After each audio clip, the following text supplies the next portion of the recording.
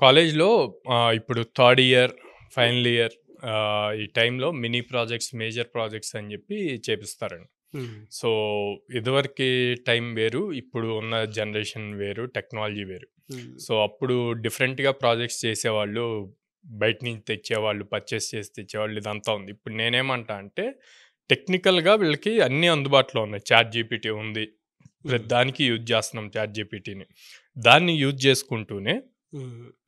వాళ్ళ సరౌండింగ్‌లో ఉన్న ఏదో ఒక ప్రాబ్లమ్‌ని తీసుకొని, ఆ ప్రాబ్లమ్ బేస్ చేసి ప్రాజెక్ట్‌ని బిల్డ్ చేయమంటారు. ఓకే. దానివల్ల చాలా రియల్ టైమ్ ఎక్స్‌పోజర్ వస్తది. హ్మ్. ఓకే. ఆ ప్రాజెక్ట్‌నే మళ్ళీ ప్రొడక్ట్‌గా ఒక స్టార్టప్‌గా చేంజ్ చేయొచ్చు. హ్మ్. ఓకే.